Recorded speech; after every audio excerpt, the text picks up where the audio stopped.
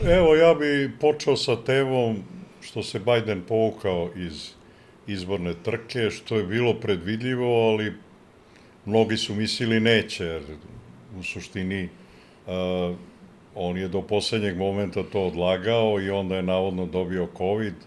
Sad je pitanje da li je stvarno dobio COVID ili je to trebalo da bude razlog da se on ipak na kraju povuče.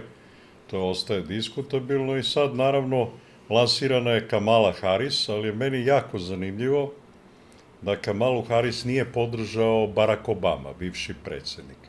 On je bio prethodnik Trumpa i Barack Obama nije bio u dobrim odnosima sa Hillary Clinton. Zašto? To je jedan od razloga, evo sad da iznesem i to, zašto Hillary Clinton nije prošla na glasanju, zato što je izgubila podršku afroameričke zajednice. Zašto je izgubila, to sam dobro zapamtio.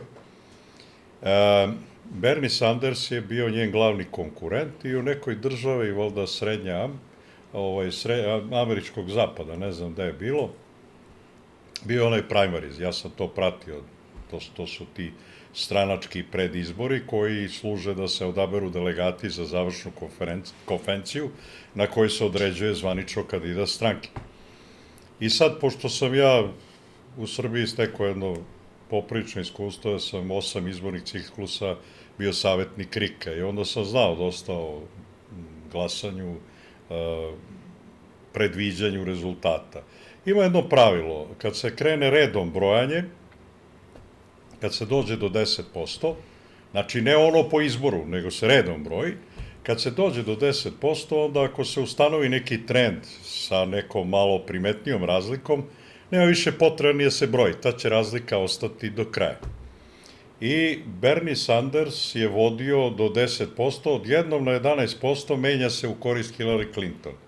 Meni je to palo u oči, ali nije samo meni palo u oči, palo je i rukovodstvu Demokratske stranke, kojim je tad bio glavni i predsedavao Barack Obama, tada aktuelni predsednik Sjedinjenih država.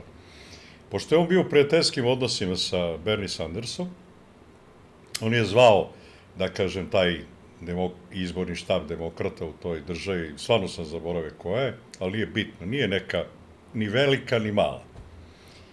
I tražio je da se ponovno prebrojava i naravno na to je Hillary Clinton se naljutila i onda su došli novinari i pitali je. Nije znala da su još uvek uključene kamere i rekla jednu rečenicu koja je koštala izbora za predsjednika Sjedinjenih država. Kaže, neće taj crni majmun da određuje da li ću ja biti kandidat. I praktično je otpisala ceo afroamerički korpus. Sada je ovde meni zanimljivo, jer ja pričam već više od godinu i po dana, će Michelle Obama biti kandidat Demokratske stranke. Zašto mislim da je? Mislim da je to ovako interesantno i za gledalce. Zato što je ona više od godinu dana drži tribine širom Sjedinjenih država, na kojima njen muž, znači bivši predsednik, zakaže tu tribinu, otvori to, priča jedno 5 minuta i posle toga da reč Michelle Obama.